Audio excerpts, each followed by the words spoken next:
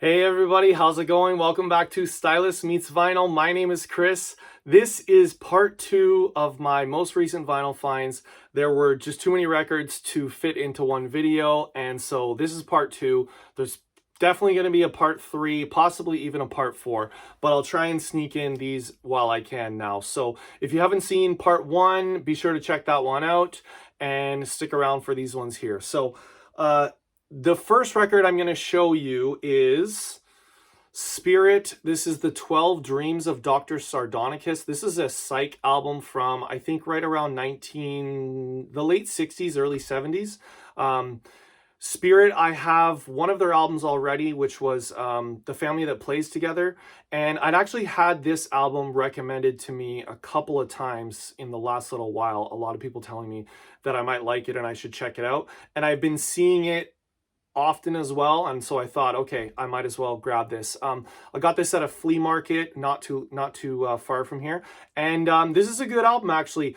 The first time I heard it, it was in a car, and I was on a road trip and I was listening to it, and I was like, oh, I'm not really into this. But you can't really do the album justice by just listening to it on a car speaker. You really gotta listen to it on the big speakers in the proper setting. So once I did that, I did enjoy the album. I'm finding that Spirit, they're definitely weird, and the more I listen to them, I like them. This has got Randy California on guitar, who actually, his last name isn't actually California. He was given that name by Jimi Hendrix because he was playing with Hendrix, and there were two Randys in the band, and he was from California. The other guy was from like Texas or something. So there was Randy Texas and then Randy California, and he just kept it going. So that's 12 Dreams of Dr. Sardonicus. The same flea market, I picked up this album as well. This is Frank Marino, Mahogany Rush Live. So this is also another album that I've seen around a lot. I've seen people talk about it, and I think Mahogany Rush is a Canadian band actually, and this is from the early 70s. And I don't know. I'm not sure if this one quite met the expectations that I had for it, only because the people who have shown this album have talked about how Frank Marino is like the Canadian, like Jimi Hendrix, and I had a really high expectations for it. And not that I didn't like it, because that's definitely not true, but I think my expectations were so high, and I don't know if it quite met the expectations. I am due to give this another listen because I've only listened to it once or twice, and I'm hoping that it will grow on me the more I listen to it. And the weird thing about this, it's a live album, but it's just one disc. And I always find it weird when you have live albums just on one disc, because, you know, don't tell me that concert was 40 minutes long. That was an hour and a half concert. Give me a double album, give me a triple album, something like that, you know? So I'm due to listen to this one again. Maybe I'll do a final, like a follow-up review.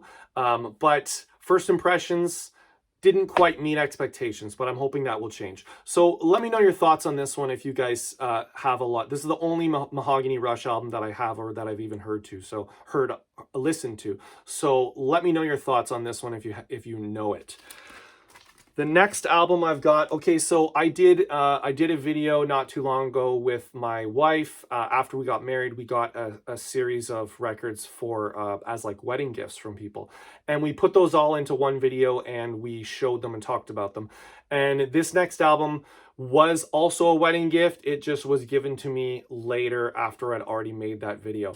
And this is Gandalf. This is from 1969. When this came out, I kind of missed the boat on it, and I knew that, I mean, just from looking at the cover, I thought this would be a psych album that I would be interested in, and it is. But I didn't get it at the time. I'm really glad my friend got it for me. This is on the Capitol. This is clear vinyl, Rainbow Capitol label. And so this was a band that was a one and done. They just released the one album. That was it. They broke up afterwards. And this is a really nice little reissue remaster. The hype sticker says 1969 self-titled, full of dripping psychedelic pop. All analog processed from the original master tapes. cut by Kevin Gray, includes liner notes and photos by Peter Sando. And Peter Sando was, I think, the guitarist in this band. And yeah, I really enjoy this. I'm liking it more every single time that I listen to it. It's kind of like a little sexual, like it feels sexual. I don't know if the lyrics are explicitly sexual, but it just feels like very like a sexual album. And it's got a really nice cover of the song Nature Boy, which was a Nat King Cole song. And they do a really good cover of that one. And this is kind of like Baroque a little bit too. There's a couple songs with like a little bit of Baroque influence. So definitely pick this one up if you're into psych and you think just like me based on this cover that you might enjoy it as well, because I did. So thank you to my friend Pablo who got me that one. And okay, this next one. So I picked up a couple albums in here are grails, or sorry, I don't know if I should call them grails. That's kind of my point is, when does a record become a grail? Does a grail just mean a record you really want and is really hard to find and you've searched for a long time to find it? If that's the case, then this isn't a grail. I've wanted it for a long time. It's been on my want list, but I've never pulled the trigger because it's been too expensive.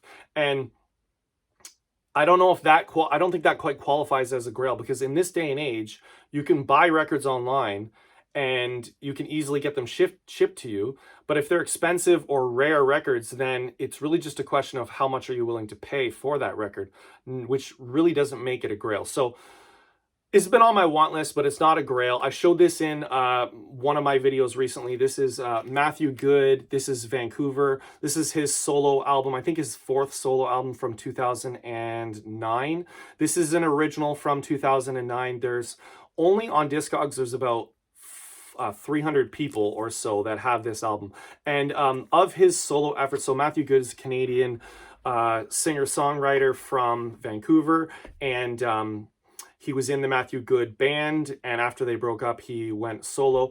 And honestly, I grew up listening to Matthew Good band and listening to Matt Good, and I've seen him live many times. And for my money, he is one of Canada's best singer-songwriters.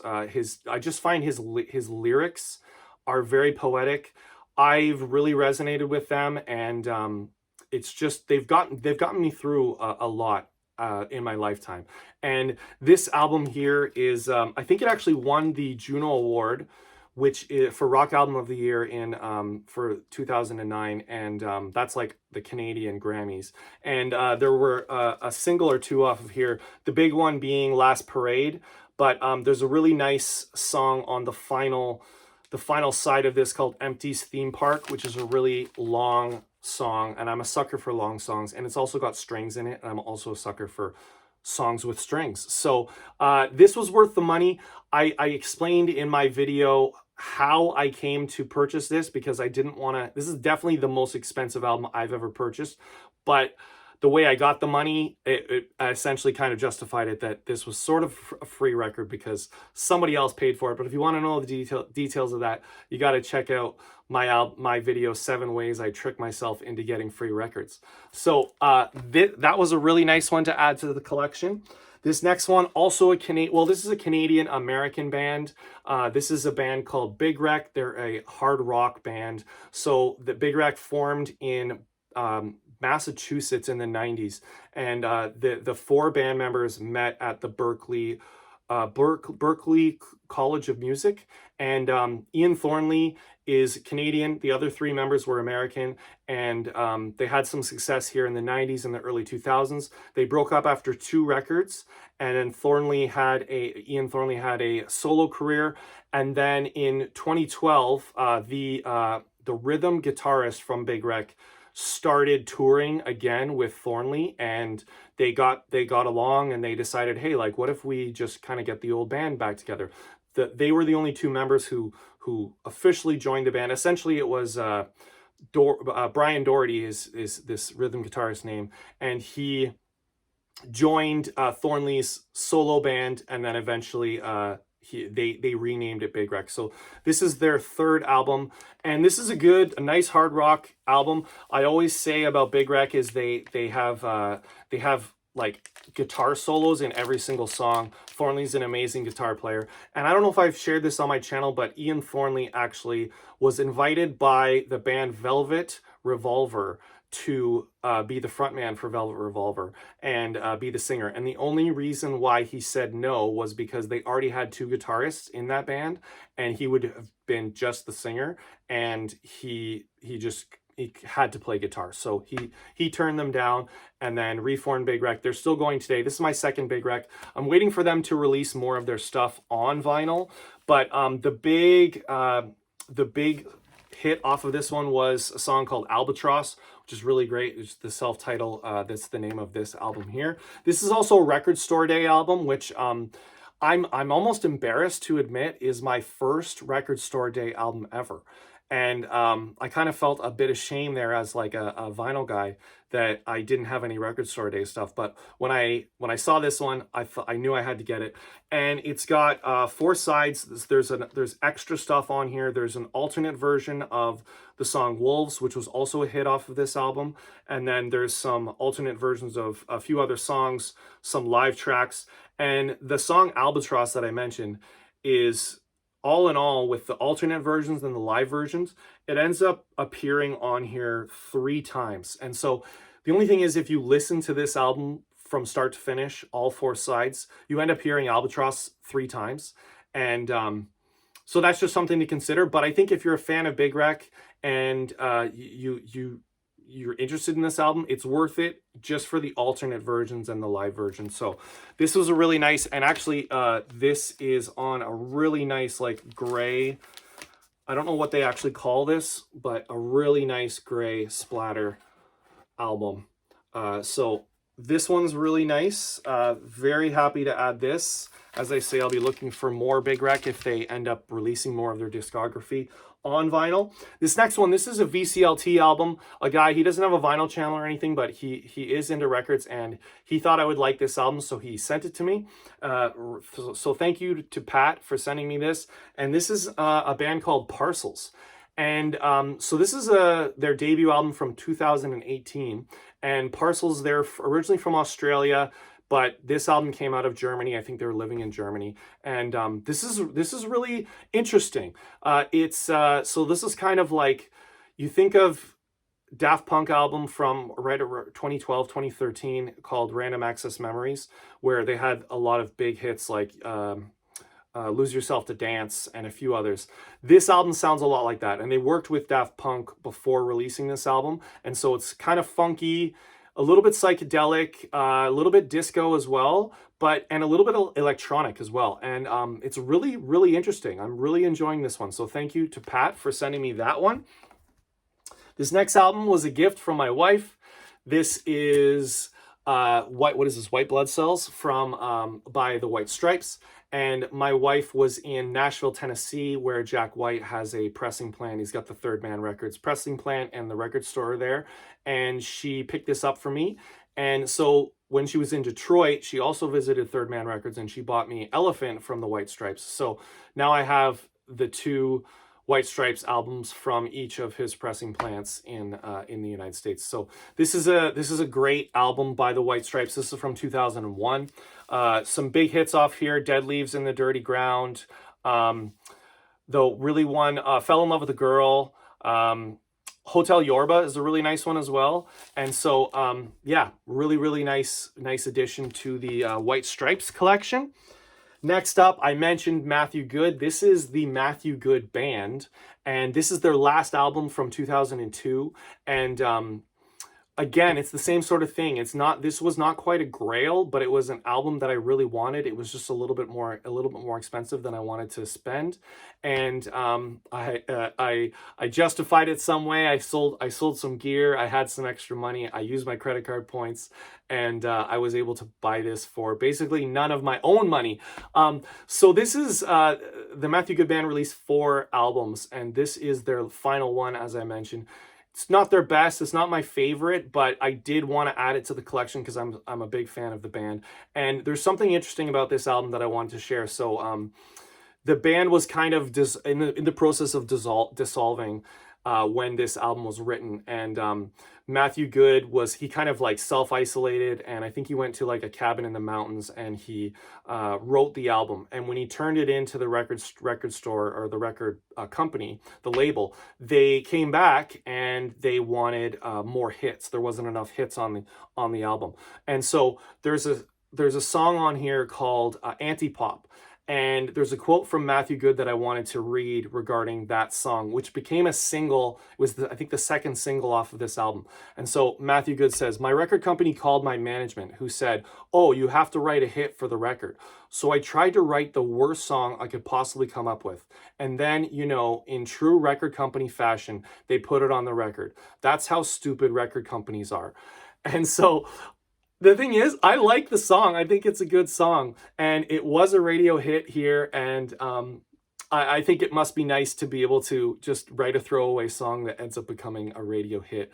But I always thought that was quite funny. So I'm happy to add that one to my Matthew Good collection. And of course, right as I get to the last album, my phone ran out of storage, so I had to make some room, come back, and now show you my last album for this Vinyl Finds. And this was a VCLT as well, given to my wife and I by our friend Josh. Thank you so much, Josh. This album is the Fleet Foxes. This is called Shore. This is from 2020. Fleet Foxes are an American indie folk band. Now, I don't actually know Fleet Foxes at all. I've heard of them. I've heard they were good. I couldn't tell you if I've even heard any of their music. So I'm curious to listen to this one yet. Listen to this one. It just arrived in the mail a couple days ago. And if you guys know of this album or of this band, let me know in the comments what you think.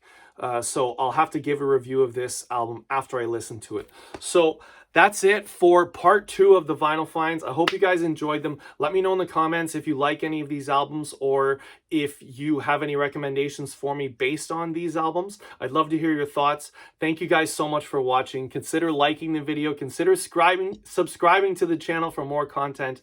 And whatever you do, make sure you come right back here where Stylus meets vinyl. Thanks, everybody. Take care.